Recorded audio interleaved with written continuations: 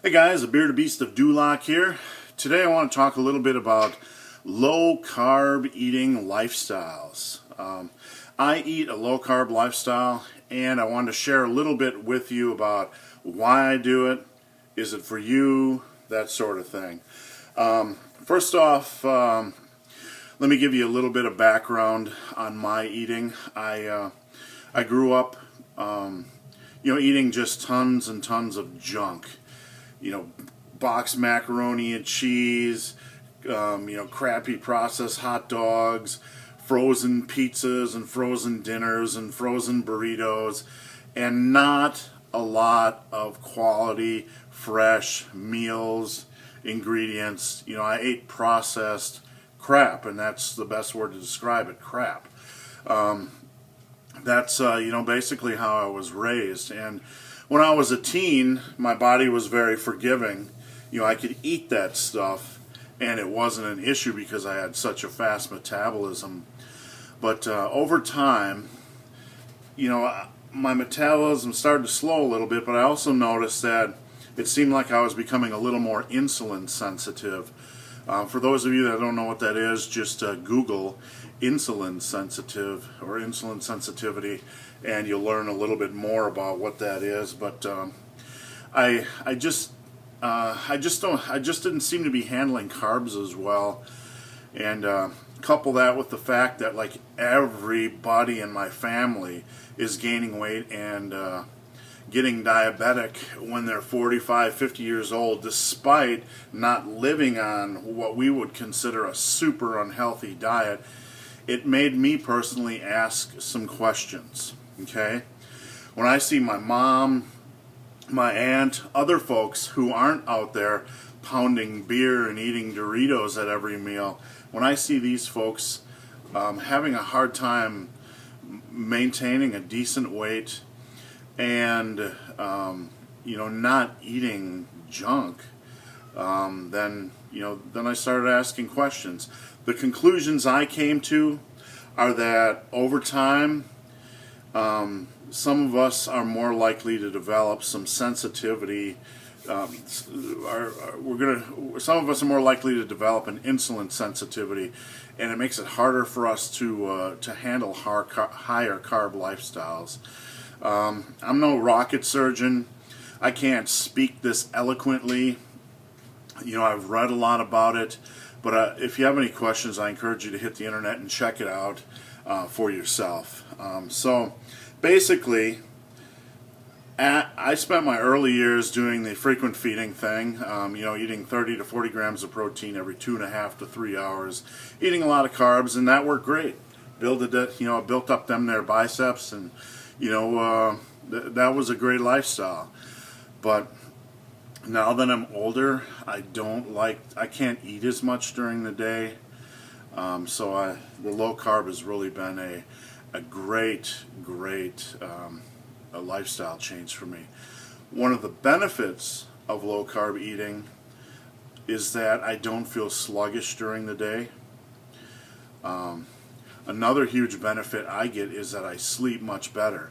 Now, you younger dudes who are 18, 22, 23, hormonally charged, you already sleep great. You probably wouldn't even notice a difference on this, but for me being 45 years old, the higher fat, lower carb diet makes a big difference. I'm not as tired during the day. I feel hormonally more well balanced. I sleep better. I'm more aware. So I just like to eat more calories from fat than carbs, and it's working out.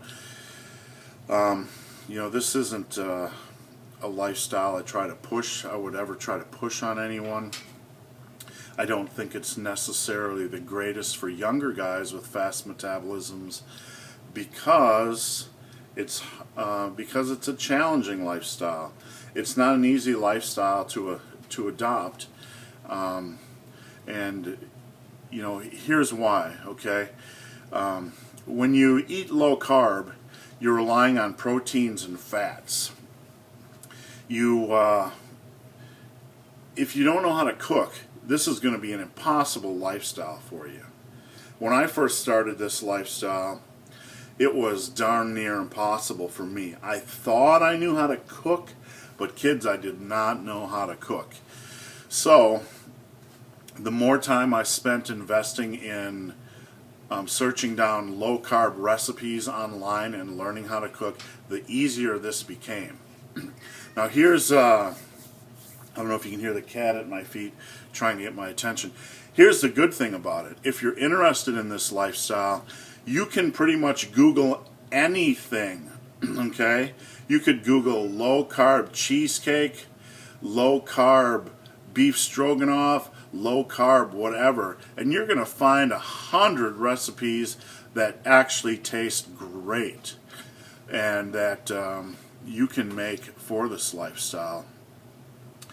So, you know, that's a positive about eating the low-carb lifestyle. If you don't know how to cook, there's tons of resources out there that can help you figure out things to eat. If you just stick with like chicken breasts and broccoli and that type of eating and try to do that with a low-carb lifestyle, you're going to fail hard, okay? A low-carb lifestyle requires a decent amount of protein intake and a pretty substantial fat intake. To get your fats in, you really, you know, that can be tricky if you don't know how to cook or you don't know how to maximize your refrigerator.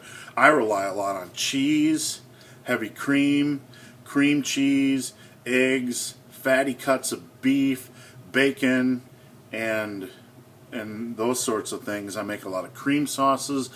I add a lot of cheese and sour cream on top of dishes. Especially add a lot of bacon. I make some pretty amazing desserts. Low carb cheesecake tastes awesome. So you got to learn how to cook. You got to learn how to eat your fats and get your fats in and make that seamless. If you go to low carb and you're not getting enough fats in your diet, you're going to feel like crap. You got to eat enough fat on a low carb diet to feel great or to feel human. The low carb lifestyle isn't for many of you because of the fat issue. We are programmed to think that eating eating cholesterol gives us high cholesterol, and eating fat makes us fat, and that saturated fats are bad, and fat in our foods are bad, and all that stuff. So instead of eating those, eating those naturally, like eating the whole egg, people do ridiculous things like eat only the egg whites, and they're doing what they think is healthy, but it's not something I consider healthy.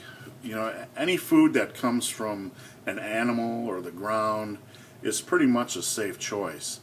It's not going to make you fat unless you overeat it. It's not inherently unhealthy unless you overeat it.